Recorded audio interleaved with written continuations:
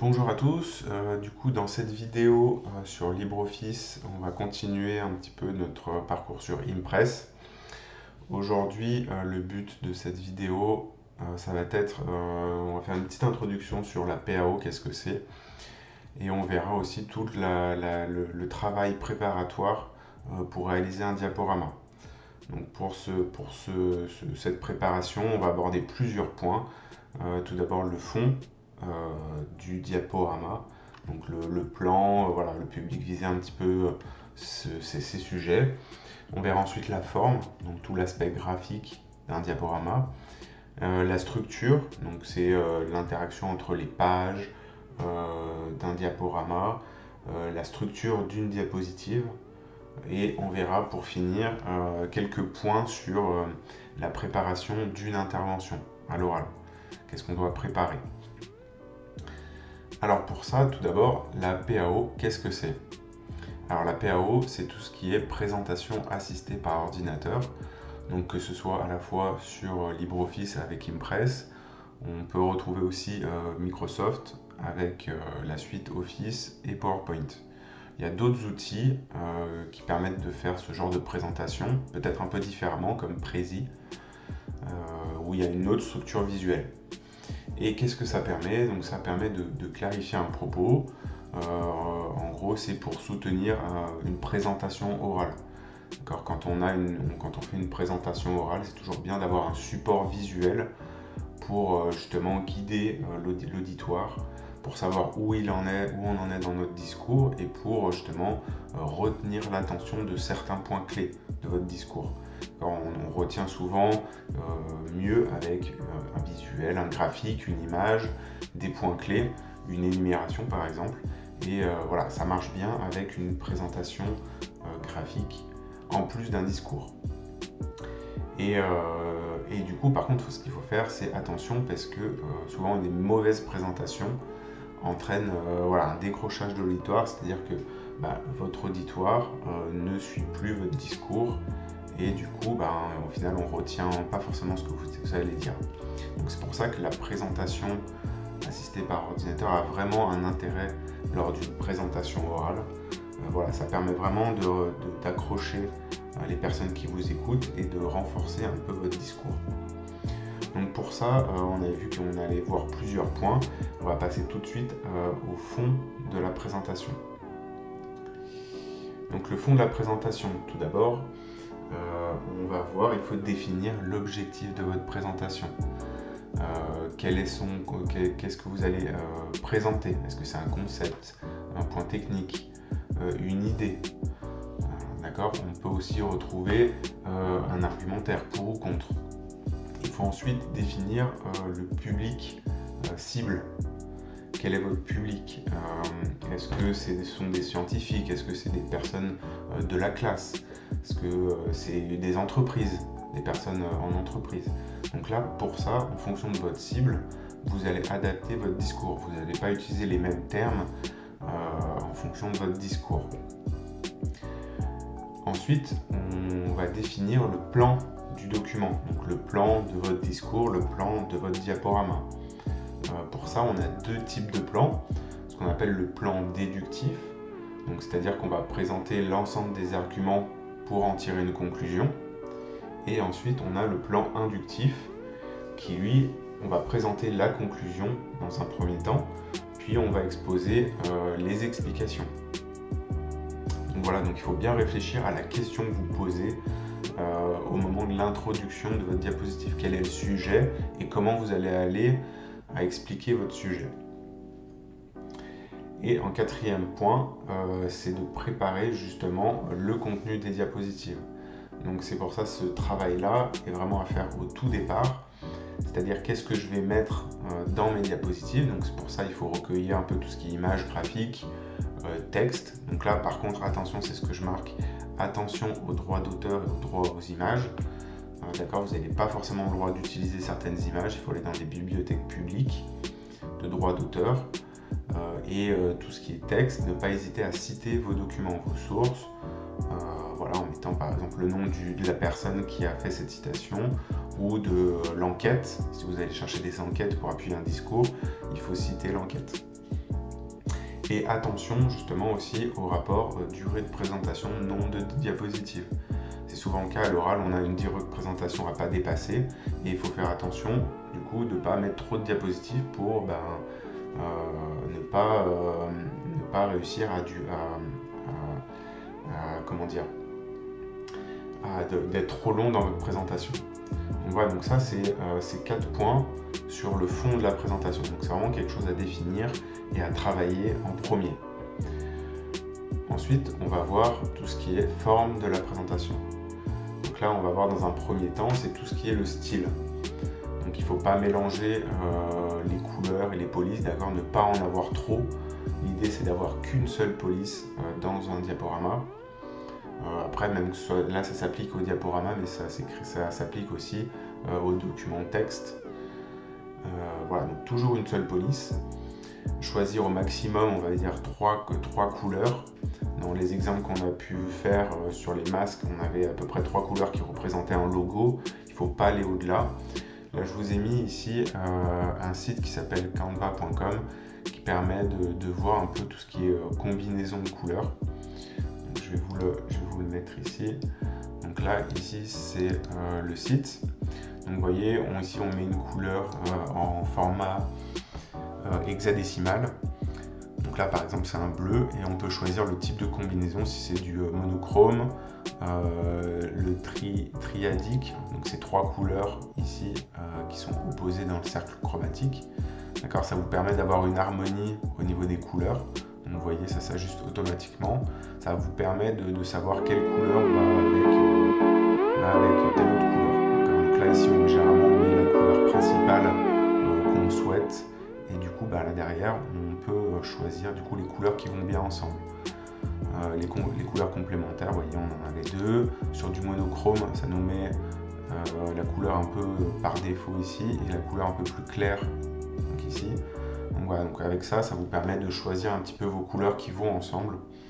Donc ça, c'est un bon outil que j'utilise assez souvent pour choisir les couleurs un petit peu. Si on a une couleur par défaut, on peut voir les autres couleurs qui vont avec. Et du coup aussi bien utiliser par exemple des cadres, du surlignage pour mettre en avant du texte. Faut pas oublier, ça c'est vraiment important pour justement mettre en avant du texte ou une idée. Ensuite, on va voir un petit peu tout ce qui est texte. Donc l'idée sur des diapositives, c'est d'avoir une idée, on va dire en gros, par diapositive. Toujours mettre en avant les titres. Comme on a pu le voir, les mettre avec une police un peu plus grosse, les mettre d'une autre couleur peut-être. On peut aussi utiliser des puces, ce qu'on appelle des puces, pour venir décomposer une idée, comme des petit 1, petit 2, petit 3. Voilà, on peut essayer un système de puces justement pour décomposer une idée. Pensez aussi à la lisibilité des diapositives pour un auditoire, donc ça on le verra juste après. Ça sert à rien de trop surcharger une diapositive. Au final, l'auditoire va se perdre, va préférer lire la diapositive que de vous écouter. De choisir aussi qu'un seul type de transition. Donc on verra dans une autre vidéo plus tard qu'on peut mettre des transitions entre diapositives. Il faut vraiment faire quelque chose de soft, ça sert à rien de faire quelque chose de trop animé. Ça risque de déconcentrer un peu l'auditoire.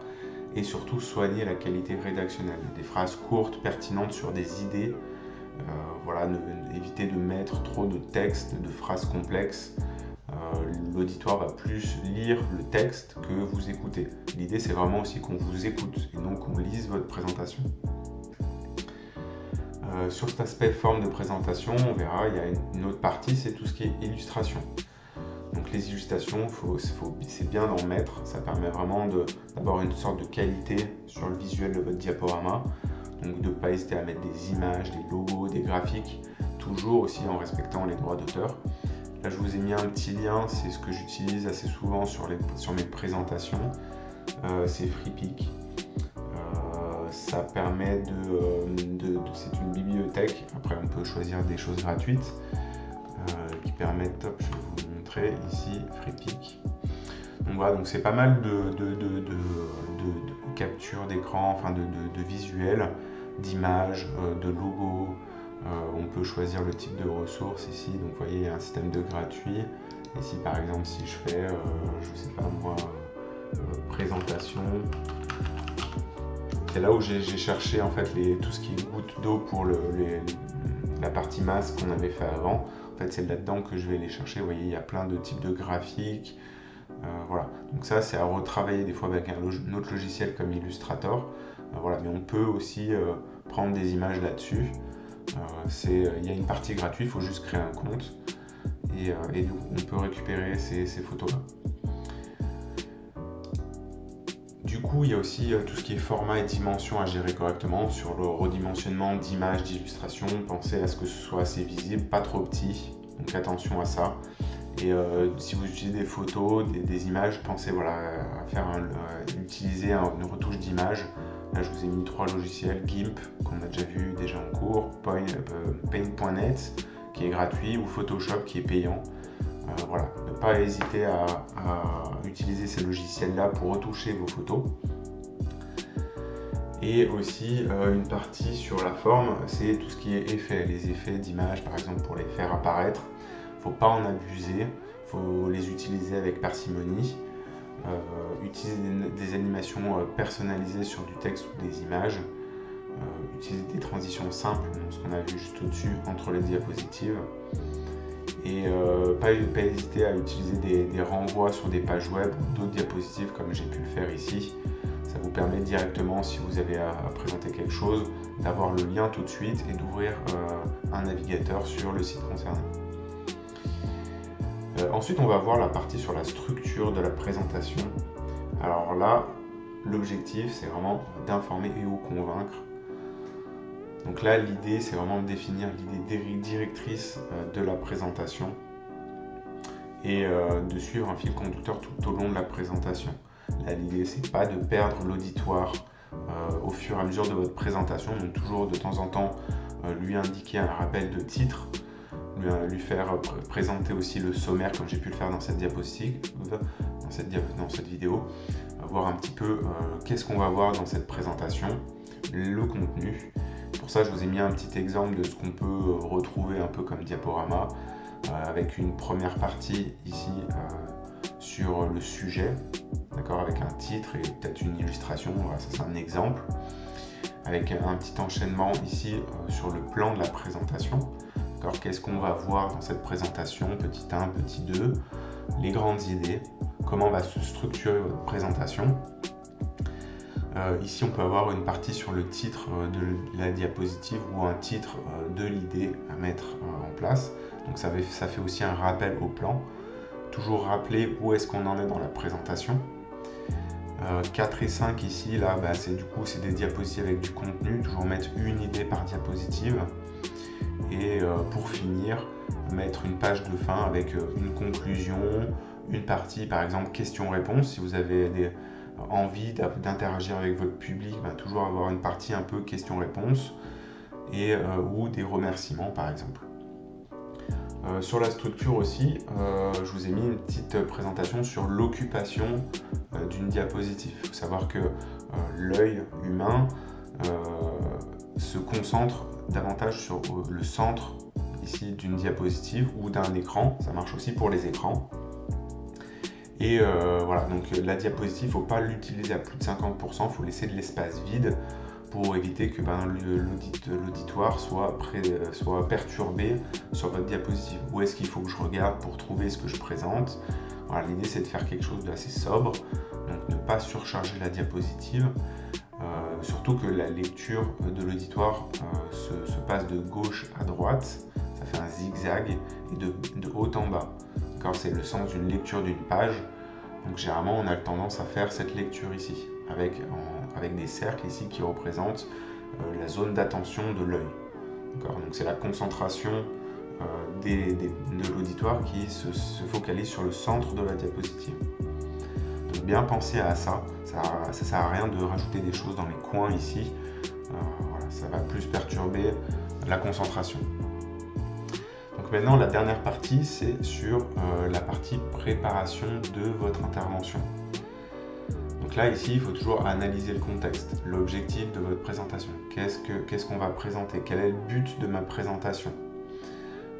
Toujours aussi, regardez un peu comment se passe votre présentation avec les réactions de l'auditoire. Si par exemple, vous commencez à regarder qu'il y a des gens qui sont distraits, qui commencent à s'endormir ou faire autre chose, voilà, peut-être réagir différemment pour justement récupérer la main sur votre auditoire et qu'elle vous écoute. Et du coup, pour ça, il faut souvent adapter le fond et le discours. Peut-être changer d'intonation de voix, ces choses-là. Peut-être relancer, parler un peu plus fort. Et du coup aussi, une autre partie, c'est la relation avec votre auditoire. Toujours un petit peu sourire, ne pas oublier de se présenter en début de présentation.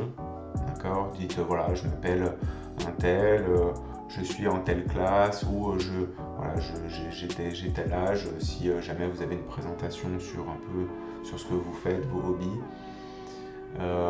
Préparez toujours un petit mot d'accueil et un mot de remerciement à la fin de votre présentation. C'est toujours bien de remercier aussi son auditoire, remercier de les avoir écoutés. Il y a un autre point qui est important aussi, c'est votre posture. Le but, c'est de ne pas lire les diapositives. Avant tout, c'est une présentation orale, donc il faut vraiment connaître son sujet, connaître un petit peu où est-ce qu'on en est dans le diaporama, ne jamais tourner le dos à l'assemblée. Pour lire vraiment le diaporama, faut toujours se mettre sur un côté de la salle, parce que généralement là où on projette, c'est souvent au milieu de la pièce, donc se mettre un peu sur le côté, déjà pour que tout le monde puisse voir la présentation, et se mettre sur un côté et toujours face à l'auditoire. L'important aussi, c'est de regarder un peu tout le monde. Faut regarder un peu lentement tout votre auditoire, ne pas fixer qu'une seule personne. C'est pas parce qu'il y a une personne qui vous regarde qu'il faut fixer cette personne. Il faut regarder vraiment de partout, au fond de la salle, devant, sur les côtés. L'idée c'est vraiment de prendre en considération vraiment tout le monde, pas seulement les gens qui sont juste devant. L'idée c'est aussi de mettre tout le monde au même niveau, de regarder toujours au loin. Et la dernière partie, c'est votre discours. Ne pas mettre toutes vos données sur vos diapositives, garder un peu de texte et d'idées pour votre présentation orale. C'est toujours bien que l'auditoire n'ait pas juste à lire votre diapositive, vos diaporamas, pour justement déchiffrer ce que vous avez à dire et exposer votre discours. L'idée c'est d'avoir quelques billes dans votre discours et justement pouvoir limiter, par exemple si vous êtes trop court au niveau de temps, de ne pas tout mettre dedans pour avoir une petite marge de manœuvre.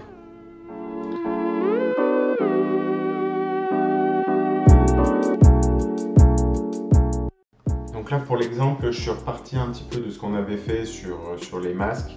J'ai repris un peu le même modèle de diapositive. Donc là ici toujours avec la petite goutte d'eau et le logo du lycée. Donc vous voyez là ici j'ai fait un petit titre sur justement le sujet de ma présentation. Donc là-dessus vous voyez j'ai fait une nouvelle diapositive. Et ici, par défaut, dans les propriétés, on a la diapositive maîtresse. Donc ici, j'avais mis ma page de garde. Et là, on a plusieurs styles différents. Donc moi, ce que j'ai fait, c'est que j'ai mis le titre uniquement. Et après, je suis venu déplacer ici le titre pour mettre le titre de mon sujet. Donc voilà pour un peu la petite page de présentation. Vous avez plusieurs modèles, vous avez vu de propriétés sur la mise en page. Donc après je vous laisse à vous au libre choix de mettre un peu ce que vous voulez. L'idée c'est vraiment de mettre le titre en gros. Après le style c'est vous qui décidez. Donc là-dessus sur la partie page de présentation.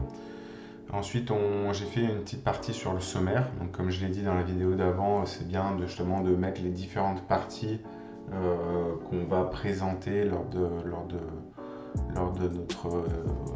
notre présentation. Donc là ici moi j'ai fait quelques diapositives sans trop rentrer dans les détails. Donc là le sujet que j'ai pris en exemple c'est l'impact des cycles nucléaires sur les fleuves français. Donc là, j'ai mis 3 parties. Une partie sur le nucléaire, l'historique et les sites en France. Une partie sur le nucléaire et l'eau, le refroidissement de la centrale, comment ça se passe. Et une partie sur les risques, la pollution et les incidents. Donc après ça, le sommaire, vous pouvez le faire un peu comme vous voulez. Soit c'est directement du texte, soit vous pouvez utiliser certaines formes. Donc là, ici, j'ai fait un groupe. On verra un petit peu, je ferai une vidéo sur un peu les formes et les regroupements de formes. Donc il y a plusieurs styles différents, vous pouvez faire ce que vous voulez. Et la limitation, seule votre imagination limitera votre présentation. Donc là, ici, moi, je l'ai fait un peu comme ça. On verra pourquoi je l'ai fait comme ça. Dans une seconde vidéo, on verra un peu les animations. Donc voilà, moi j'ai juste animé ici un petit peu les éléments graphiques. Ici, là, j'ai fait un petit historique. Donc toujours pareil, vous voyez ici sur le sommaire, là j'ai mis le nucléaire et une partie sur l'historique. Donc là ici dans le titre de mon contenu, j'ai mis le nucléaire historique. Je reprends toujours un petit peu les différentes parties de mon diaporama. Voilà, pour éviter de perdre, on va dire, l'auditoire, pour qu'il sache où est-ce qu'on en est, on va dire, dans votre diaporama, dans votre présentation.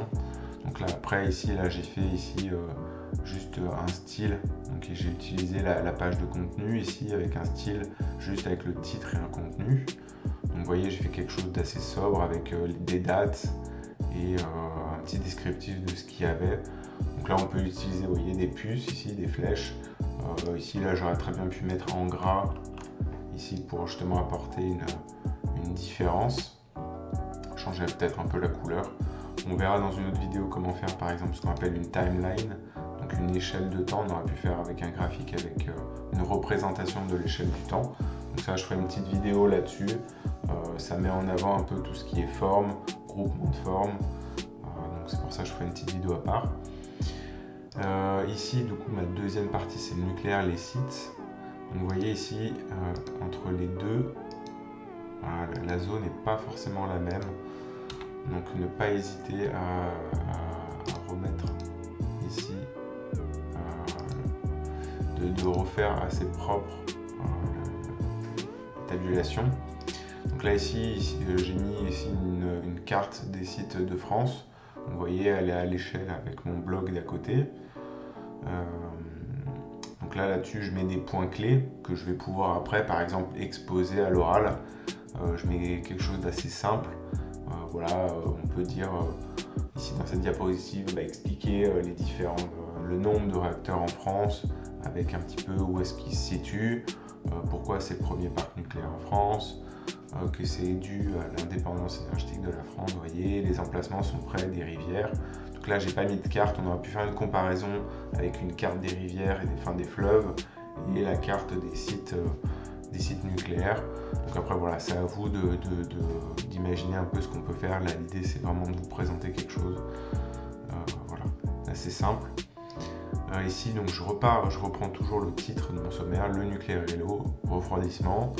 Ici, là, j'explique un peu le système de refroidissement d'une centrale nucléaire, pourquoi on a besoin d'un fleuve ou de l'eau en fait pour refroidir les réacteurs. Donc là, ici, j'ai mis un petit diagramme graphique sur justement comment le fonctionnement d'une centrale, le circuit de refroidissement, comment il fonctionne. Donc là, c'est pareil, quelque chose d'assez simple dans la description et vraiment dans votre discours, apporter plus de précision sur le fonctionnement d'une centrale, surtout sur l'aspect circuit de refroidissement. Si on parle bien du nucléaire et de l'impact sur les fleuves, donc toujours rester dans ce détail, ne pas partir trop sur qu'est-ce que le circuit primaire, ce circuit secondaire. L'important ici, c'est le refroidissement, pour ne pas dévier justement du sujet de la présentation. On parle bien ici du refroidissement des réacteurs, pourquoi on a besoin d'eau. Dans une troisième partie, là ici, donc toujours je reprends ici le titre que j'ai dans mon sommaire, donc les risques et la pollution. Donc là ici on parle bien de pollution thermique, donc la pollution sur le réchauffement de l'eau. Effectivement, le fleuve il a une certaine température, du coup on vient refroidir les réacteurs et du coup l'air qui est expulsé, elle est toujours plus chaude. Donc il y a un impact sur l'eau. Donc voilà, là j'ai mis quelques petites choses ici, une étude ici, une enquête avec un lien ici pour justement étayer votre propos. Voilà, quelques aspects graphiques différents. Donc là j'ai toujours utilisé la page de contenu et une mise en page ici, titre avec deux contenus sur du contenu. Donc voilà, on peut disposer différemment. L'idée c'est de vous présenter toujours quelques petites présentations. Donc voilà, pas trop mettre de texte du coup dans les diapositives. Donc vous voyez, une seule idée par diapositive, la pollution thermique. Et une partie sur les incidents avec une photo d'une manifestation qui a eu en 2019 suite à une concentration de tritium 3 fois supérieure à la normale. On va mettre un peu d'explication, de photos. Vous voyez, je n'utilise pas forcément tout le contenu ici. J'ai du texte, mais j'ai beaucoup de zones libres juste autour. Donc voilà, faire quelque chose d'épuré, sobre. Donc voilà, donc là, ça vous donne une petite idée. C'est pas parfait, d'accord. Il faut retravailler encore une fois un peu le texte, mais c'est pour vous donner une ordre d'idée sur le type d'une présentation qu'on peut aborder. Voilà pour cet exemple. Je vous remercie et puis bon courage pour la suite.